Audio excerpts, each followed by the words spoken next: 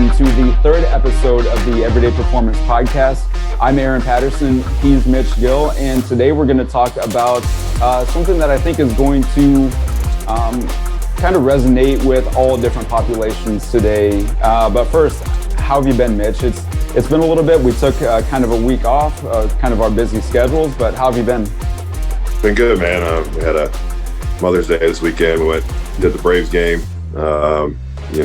with my mom and then my wife, celebrating them. It was actually cold yesterday, which was kind of strange. I say cold, but when you're used to 80 and then it was in the 60s windy, it was a little bit, and nobody was prepared with a jacket. That got a little interesting. So, but yeah, last week we obviously had some schedule conflicts, and we try to get one out each week, but sometimes, life doesn't allow us to do that. So, but how about you, man? How you been? Good. I think you said maybe it was a little cooler down your way in Georgia, and I'm wondering if we got some of that heat up here, because I don't know if you can tell on camera, but my face, at least my forehead, is a little red right now. I spent the majority of the day at a track meet on Saturday, and it was the first good weather track meet that we've had this year. So that was a little different. Definitely feeling the effects of that a little bit, but track meet went well. And so everyone's getting ready for sectionals this next week. So I don't know if it's the same in Georgia or not, but basically, especially in track, we have just your regular season meets, and then we'll have our sectionals, and then you use sectionals to try to qualify for state. So we had sectionals this past weekend, but the weekend before that, or 2 weekends before that, we had region. So each region had, when you, like in football, and all the teams are in a region. And track, I think it's like the top four, depending on how you qualify out, get to go to sectionals. And I think we have 8 total regions in each classification, and they, one sectional, one group of 4 go to one place, another group go to another place, and then depending on how you rank out there, is what gets to go to state. So it sounds like we're even more limited than that. We don't have the region. We just go straight into the sectionals, and for some reason they changed it this year. They're only letting one person from each event in each sectional go. So you have to win your event or hit that qualifying standard. So there could be more if it's a really good sectional, and say there's a fast group of 100-meter sprinters. There could be 4 or 5 sprinters maybe make it if they all hit that qualifying time. But yeah, for some reason, there are probably going to be some disappointed athletes this year, because only letting 2, and they actually raised the standards. So this year will be interesting, but I think we'll still have a few make it through. So it'll be good. Oh, that's tough. Well, so today we wanted to talk about one of the major key for training success. And, we could have picked a lot of different things. It could be, getting your sleep and total body workouts, stuff like that. And I think we both thought that stuff is great, but it doesn't trump training consistency. And I think we know, me and you both have there's different routes that consistency could affect, or it could be, you could use training consistency in, because there's, showing up every day, those kinds of things, staying on certain types, the same program and not being a program hopper. Again, we'll go into some of these things here in a little bit, about training consistency.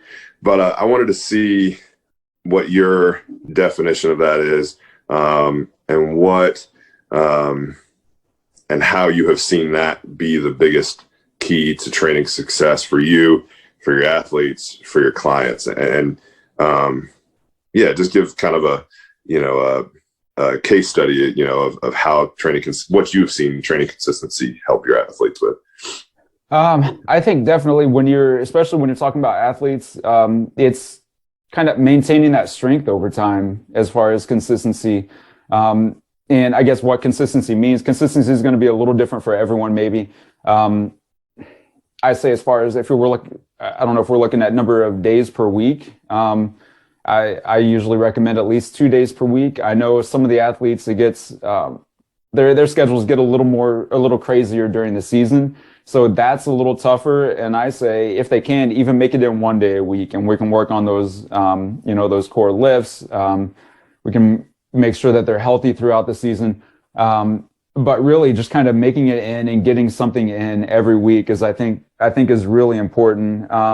You mentioned case studies. I had a couple athletes in particular, and I think I might have mentioned this before. A couple of my girls tennis players, they're sophomores this year, and they tried their best to get in to train a couple days a week during the season. And one of them, they kind of, I don't know, they had a different schedule this past year. I think it was the first year in a couple of years where they were able to have more of a full schedule just because of COVID and limited schedules and all that. But they had a more intense, I guess, schedule as far as number of meets per week. And they kind of fell off a little bit. They didn't make it into train. And towards the end of the season, I got a text, and this girl also told her high school coach, said, "Hey, I think I need to get in to see Aaron. I feel like I'm losing strength. I feel like I'm not as strong. I'm not as powerful. I need to get in to train."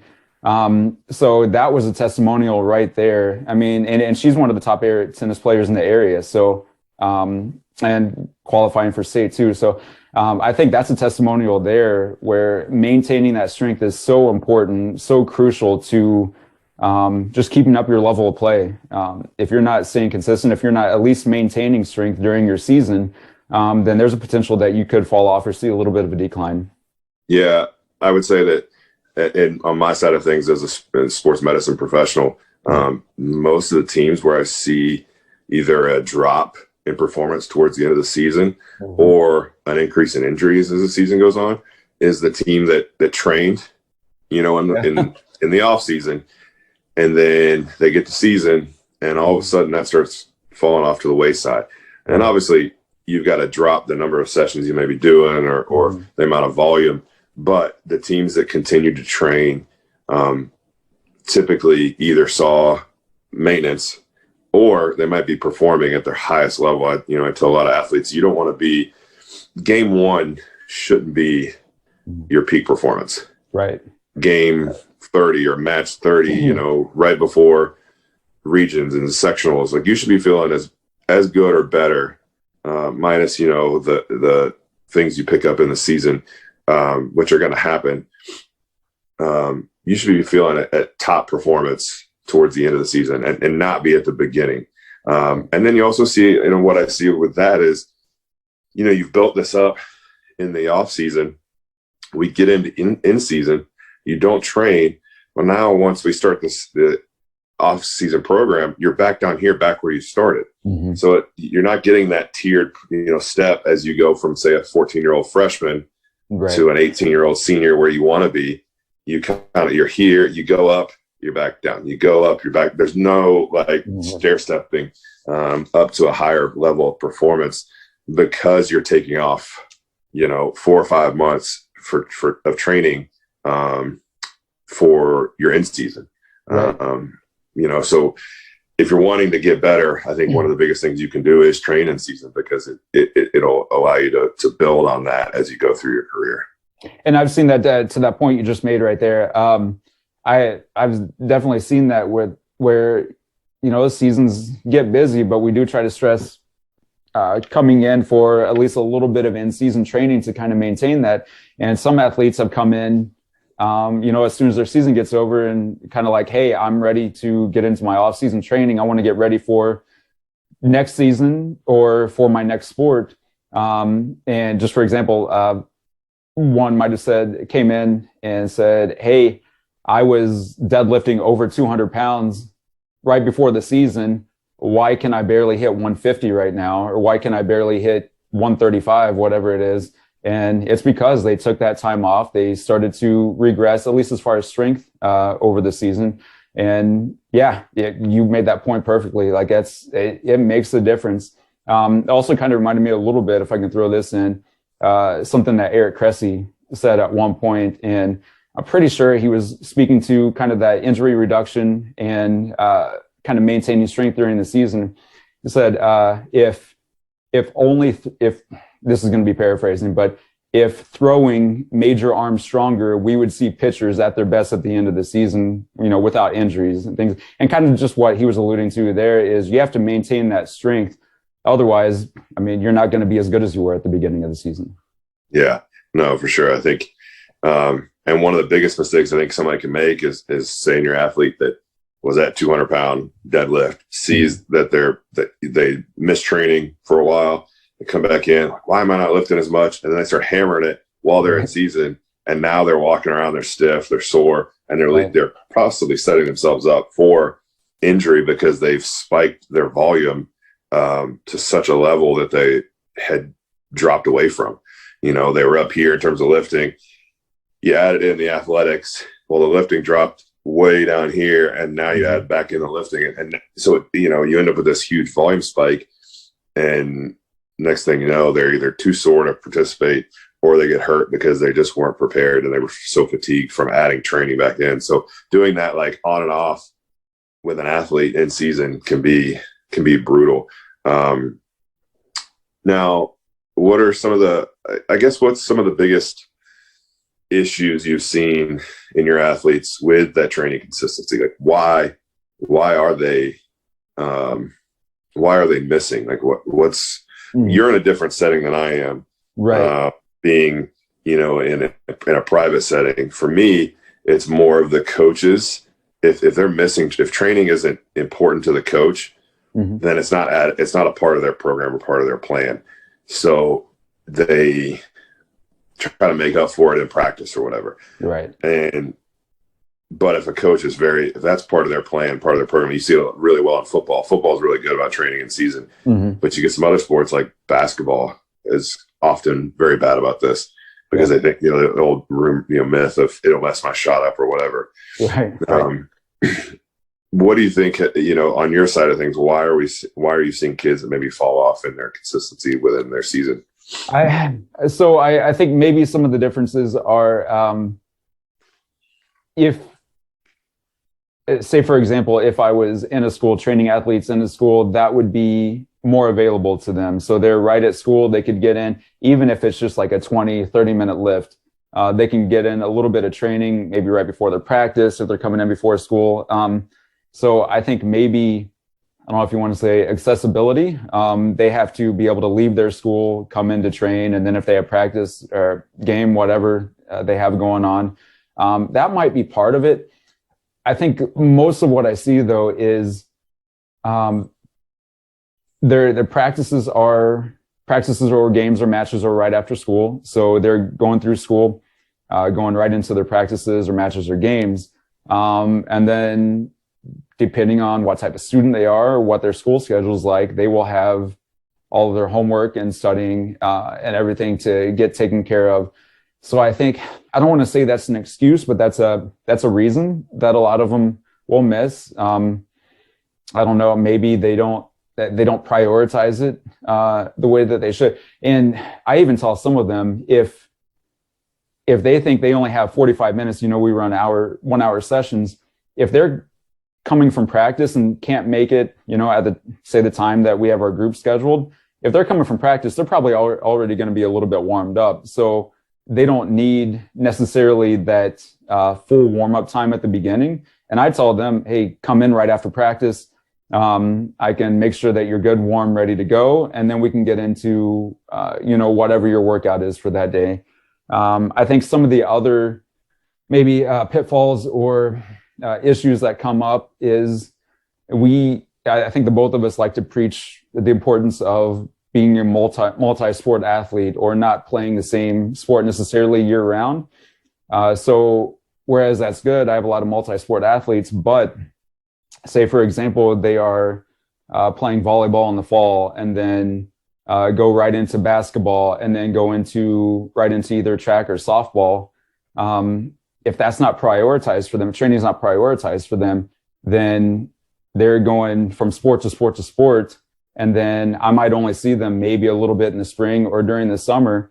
And then unless they're doing a little bit of lifting on their own, they have that entire time, really from maybe September all the way through May or June again without a really good training program to go off of. So I think that's one of the biggest ones. I love multi-sport athletes, but I also like we just mentioned, there needs to be a prioritization of, consistent training even while you're in those sports. Yeah, and I think that has to come from, for high school kids, it's hard Right. because there's a lot of people involved, and if it's not important to the coaches or not encouraged, a lot of times, and it just comes from the culture of the sport. Some sports, it's either they don't have that culture there. You get the few that are really good about taking care of business, and they've been influenced by the right people. But obviously, we know there's some coaches that are they want to keep everything in their little circle under control, and you'll get the coach that'll say, well, you should miss this lift because we've got an important game this week. Right. Truthfully, missing that lift or having that lift isn't going to take away from your performance in 2 days. Like if you're doing your training correctly and if you're doing it consistently, you're going to recover. You should recover and be ready and maybe even better and prepared for that weekend, especially when you get into club sports. I think that's where I see it mostly is you get a lot of these club coaches that are trying to, they want everything to be so ready for the weekend. And I get it. They want to win, but they're missing the big picture of development of that athlete and of their long-term health. So, I think that's, there's a lot of forces pulling high school athletes in different directions. In college, you get a little more control, whereas in high school, there's a lot of different forces between high school coaches, their parents, their club coaches, their friends, just different things. So, making sure that they understand that importance of training consistently is real big for their overall success. And I think we mentioned this in the last episode where we kind of have to monitor or be the ones to, kind of rein some people in if they might be overtraining or, getting too much work, or we might have to push them a little more. I've used training sessions sometimes in the respect of, hey, I know you've been working hard. I know you've been going really hard to practice. I know you have a big meet or a big game coming up this weekend, but don't skip out on training. Go ahead and come in. We'll get in a few of the main lifts. I'll make sure you're stretched out. We'll get some recovery so that you are ready to go into the weekend and play those games. So I think that's important too. If they completely skip out on training, then they might not be getting that extra recovery or, stretching, mobility work, whatever they might need. They might just be going home to sit and they might be doing homework, but, just by not being active, they might end up getting stiff and they'll even be even worse off than they would if they would have come in to train. Yeah, for sure. Yeah. For sure. So let's make a switch. We've been talking about a lot of athletes. Let's talk about ourselves, in terms of what have been some of the ways that you have struggled with your own training consistency? I think for me, the biggest one, and you probably deal with this too, is my schedule. I think sometimes people, and I know that's a bad excuse, but I will explain how we can get over this, because we always tell people to fit it into their schedule. But like I just mentioned with the athletes, find a little bit of time every week, come in for that 1 or 2 sessions, get some good work in, and you'll be better off for that. So, I think one of the ways that I work around that is some days I know that, I'm not going to get a full hour to train for myself, maybe. I might get 45 minutes or so. Some days it might be 30 minutes, but just like those athletes I just talked about, I'm still going to get in some type of work. I'm still going to keep up that consistency. So for myself, it's not the ideal way that I would like to train, but I split up my workouts a little differently and say, hey, this is the time that I have. This is the work that I'm going to get in. I'm going to make sure I get this work in on this day. And then tomorrow I might have a little bit more time where I can, get in a little bit more. So I guess where I'm different from some of those athletes we just talked about is that I'm going to make sure that I get something in every day. Okay. It might not be a full hour workout, but I'm going to make sure that I maintain that consistency so that I can keep up with everything that I need to do with my own goals, with my own strength. Because I mean, I think that's important for everybody. And we can talk about general pop clients too. It's the same thing. You have to find a way to get it into your schedule. Make sure that you keep up that consistency, because otherwise you're going to fall off the wagon. And regardless of what your goals are, I mean, it's not going to be good. Once you try to start back up again, like you said, we're going to start from ground zero and try to work our way back up. And you just set yourself back quite a bit. Yeah, I think one of the biggest things you have to do, and it's something I haven't had this problem for a while now, just because having the home gym makes it easy. I get up, I train early, and that's one of the things I've done to help my training consistency. Is it's one of the first things I do for the day. I'm up before my wife and my kids and stuff like that, training and getting that in before the day starts, so that I'm good to go. Is that possible for everybody? Maybe not. But I think making it a part of your day and scheduling it out is huge. And I think also that's where having a program is huge. Right. And we'll go into that in here in just a second. But having a plan every time you go in helps cut out some of the crap that can happen at the gym, the lazy stuff, you're walking around aimlessly in the gym. Whereas if you come in, you have a plan, and that may be either working with a personal trainer and having that set time of, I know I'm going to see that person. It may be getting a program from a coach, and I think for Gen Pop, sometimes putting it's that the old saying, like putting a little money where your mouth is, can help keep you accountable, and if you don't have that, I've seen that with some clients that I work with remotely, is just the fact that they know that I can look on my phone and see if they did their stuff today. And having that person that's kind of behind you, pushing you in whatever way that may be, may help you. So I think you just have to make it a priority in your life if that's what you want. If it's truly a goal of yours is to be healthy, to be fit, to feel good, you have to make that a piece of your life, or you'll just kind of push it off to the side. And I think, one of the things that I've done as we've had, I'm married, have kids, and then have a job where there's a lot of, my job requires a lot of people needing things. They're hurt, they're injured, they're sick, whatever it may be. Is if I don't take care of myself, how can I help those people? Right. If I'm unhealthy, if I'm sick all the time because I'm not taking care of myself, if I can't do the things around the house without being, tired and out of breath all the time, how can I be, how can I keep our house, looking nice or whatever it may be? Right.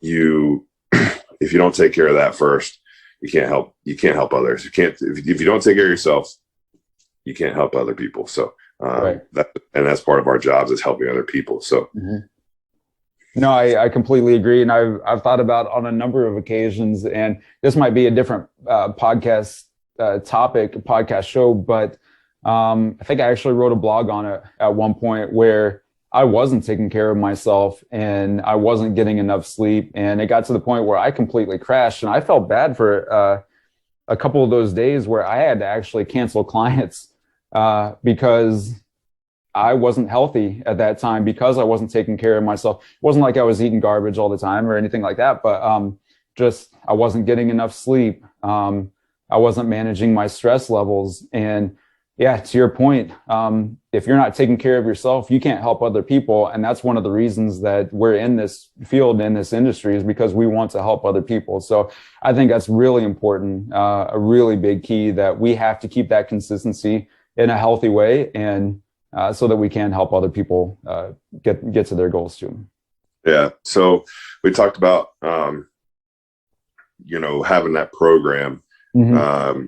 And one of the big things that I see that falls under this training consistency is that whole thing of program hopping. Yeah. You'll see it all the time. You'll see a guy who takes the workout from I don't know, Muscle and Fitness magazine. It's 4 sets of 10, the typical just scripted out workout. They'll do that for a month, and then they'll go to 5-3-1, and they'll do that for a month or two. And especially on a program like a 5-3-1 or, some of the juggernaut, the different programs that somebody can find and use for their own self, is that they're built on consistently training and using that program. They kind of build on each other to get stronger. If you're constantly changing exercises, that's one of the biggest myths that was that whole muscle confusion. Right. And one of the big things that we saw at CrossFit a little bit is it was just this constant variation where there wasn't a building on anything. And you're not, that first week when you do something that's really hard, you're like, man, like, I don't know, then the next week it gets easier and it gets easier and it gets easier until eventually, hey, okay, let's make a small tweak. Let's change our rep scheme. But you don't want to totally throw out the program because one, you see it either stall, or two, you're just bored. I think some people train with that entertainment, idea. And I think if you can stick on a program, sometimes training is not supposed to be, new every day. It's got the boring stuff is what works. So sticking to getting a program, whatever it is, sticking to a program, and as long as it is consistently building on itself, you will see results. Where I think a lot of people get messed up is that they're always changing exercises, changing the program they're doing out of boredom. And sorry, but training is going to be boring sometimes. And I think to that point, and I've seen it not so much on the adult personal training side, Jenner Pop side, maybe on some of the athletes where there are a lot of good coaches in our area. So I'm definitely not knocking any of them that are in our area. A lot of them are very knowledgeable, very good at what they do. But you'll see every now and then athletes will jump from place to place, from coach to coach. And I think where they're missing out on is just what you said, kind of that consistency over time. If I'm working with an athlete for, say, I don't know, maybe they're in to train with me for 3 months, and then, one of their friends is training at a different location, different coach or whatever, they'll jump over to that new coach. Well, that new coach, that new trainer doesn't know everything that they've been through. So in their head, they're either starting from zero again and trying to work their way up, or they're jumping them into maybe a program that isn't appropriate for them, isn't appropriate for their goals, and I guess we could say not appropriate for their training age, wherever they're at in their training progress. So I think that is important. Like you said, just staying on a consistent program, staying with someone that's knowledgeable, that knows your history, that knows your past, that can really help you moving forward. So definitely agree there that is a huge part of it, to not jump around from program to program. And yeah, just find that consistency. And, some days it might feel a little boring. Other days, you might hit a PR and get re-energized again. So definitely that consistency is important. Yeah, for sure. Is there anything else that you got on this topic that you, my dog just walked in the house. I'm like distracted. We can have guests on the show too. Yeah. We'll eventually get there. But anything else you want to add there on training consistency, or, how a person or an athlete can continue to reach their goals? I really think that's it. Staying consistent, maintaining that consistency through the season. I know it gets tough. Your schedules get crazy with games, practices, school, especially during certain times of the years where you're going to have a lot of tests and whatnot. But try to maintain that consistency, whether it's 1 day a week during your season, 2 days a week during your season, whatever you can do. You're really going to see the benefits of that. I've seen it from personal stories. I've heard from other coaches in their stories. It's going to make a difference. You're going to maintain that strength. You're going to see better progress through your season. And by the end of the season, you're going to be at your very best. And who knows what will happen after that. Yeah, for sure. I think staying on it, week by week, and not getting, not making that a part of whether that's your life, your athletic schedule, whatever it is, try to make sure that it is a part of something you do daily, and keep that rhythm going. Sometimes getting in that rhythm of training can help you keep consistent and making it a part of your schedule, whether that's, as an athlete, I got to get in twice a week, or as a gym pop and a dad or a mother or whatever it is, making that a part and a priority of your life can help you continue to see good success through whether it's your health journey or your athletic journey. Definitely. So. All right, man. I guess if we don't have anything else, we can kind of wrap it up there. But no, excellent topic. When you mentioned that when we were talking about show topics, I thought that was a great idea. Kind of piggybacked off of part of our discussion in our previous episode. Definitely something everyone should take into account. So we want to thank everyone again for listening. Please share this, subscribe, follow us, comment, email us. Let us know what you're thinking. If you have show ideas or different topics that you want to hear us talk about, please let us know, because again, we want to help you and we want to help you be at your best every day. So Mitch, if you don't have anything else, thanks again for listening, and we will see you next time. Yo, good one, guys.